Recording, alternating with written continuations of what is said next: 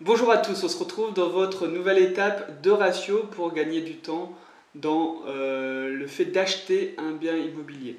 De ratio pour éliminer 50% des annonces que vous allez voir et qui pourraient potentiellement vous intéresser. Comme ça, vous évitez de vous déplacer pour vous rendre compte qu'au final, la rentabilité ne sera pas adéquate. Ces deux ratios toujours liés au cash flow, à la rentabilité d'un bien.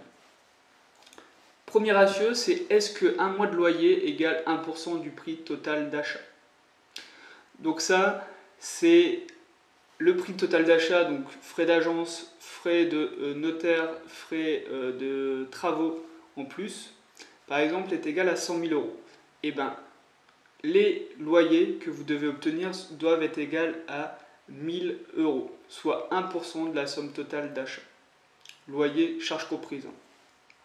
Ça, c'est un premier ratio important que j'utilise beaucoup, qui me permet de dégraisser énormément d'annonces, et ça me permet aussi de faire mes premières études immobilières, savoir combien je peux louer dans une ville et à combien j'achète, et à partir de là, je peux facilement voir si un mois de loyer égale 1% du prix total d'achat.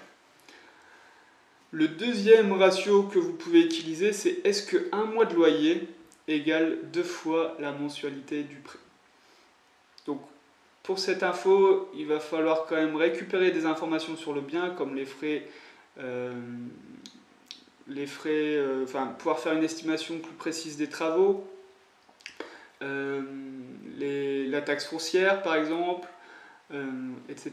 Mais si vous avez 700 euros de revenus locatifs par mois, et ben votre prêt immobilier doit être de 350 euros, tout simplement. Ça vous fait une marge de 50% en fait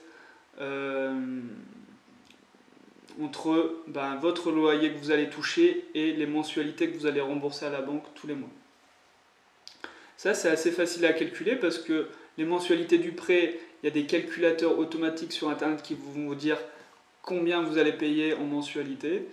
Et le loyer, vous allez pouvoir l'estimer aussi en regardant les annonces des concurrents, par exemple. Voilà. Avant de terminer cette étape, je voulais vous dire de toujours quand même réaliser une étude approfondie grâce à mon calculateur ou à un autre calculateur. Là, ce sont simplement deux ratios rapides pour faire le tri en fait entre ce qui peut vous paraître rentable ou ce qui peut ne pas vous paraître rentable. Comme ça, après une visite d'un bien immobilier, vous savez un petit peu près le coût des travaux, vous savez combien vous allez louer et vous savez à peu près à quel prix vous allez devoir l'acheter.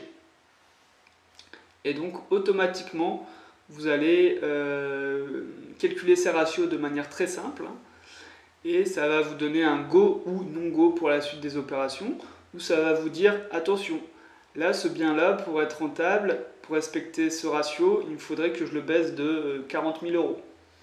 Est-ce que c'est possible ou est-ce que c'est pas possible, tout simplement.